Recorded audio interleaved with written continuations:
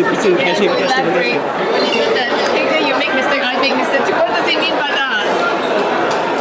I think it reflects his sincerity in reopening the doors of Umno for me. And it's extremely rare that you will see a leader of the party acknowledge that there were shortcomings on both sides.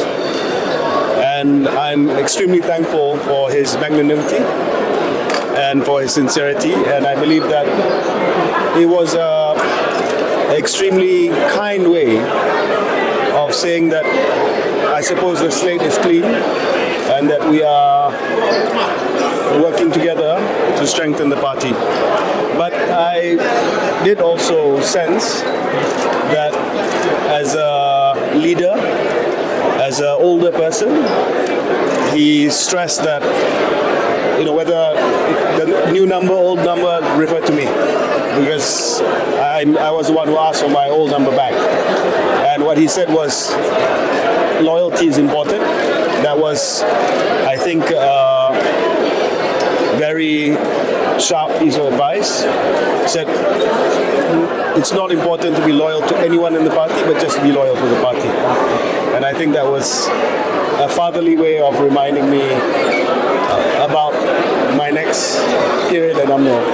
But I'm very thankful to him, especially the part of the speech where he said that there were bad shortcomings on both parts. Certainly my part. And I hope that we can move on and work together. I'm just an honorary member now, so I would like to see Umno strengthen, and that we don't have to wait for another 20 years, as the president said, and that we perform well in the next election. Do you agree with Joe Gandhi that the party has never truly recovered? The image is still not restored? To some extent, yes. I think that we still have an uphill task in trying to recover public support. But I think that's why when the president said we both have our shortcomings or mistakes in the past, that was just an example to the bigger title of our strategy, which is to acknowledge previous mistakes.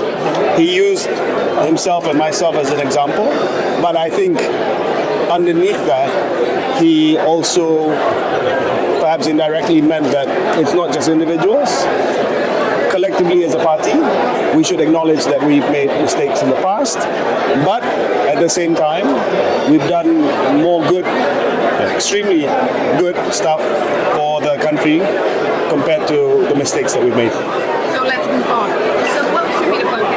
I don't think let's just move on. I think we still have a long way in reclaiming the trust of the voters. So we can't just say, oh, we've made mistakes, now vote for us again. I think acknowledging the mistakes is just the first step. And I think after that sets the stage for us to perhaps reintroduce ourselves to swing voters or the middle ground who perhaps have lost trust with us. Then you've softened the ground a bit, and then it's to what the President said just now. It's not enough for us just to reminisce about the past, but also come up with a new set of ideas, a new set of suggestions of what we would give to the voters if we are given the opportunity to govern again. Is it going to be enough time before GE16? Well, I mean, there's still more than 1.5 years, and I think we have momentum with us. You see the numbers of young people who have signed up to join the party since the online registration was launched.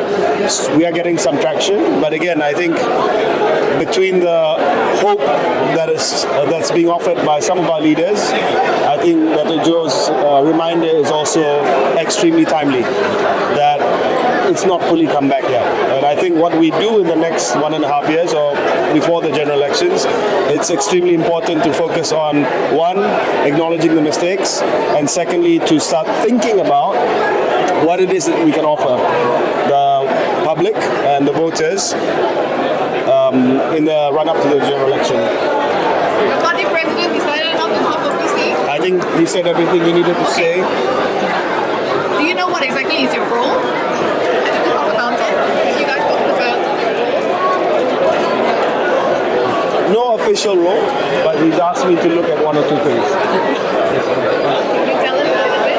I think it's a bit too early to share because I've not started yet, but certainly no official position. And I asked also that no official position, but he has asked me to look at something specific.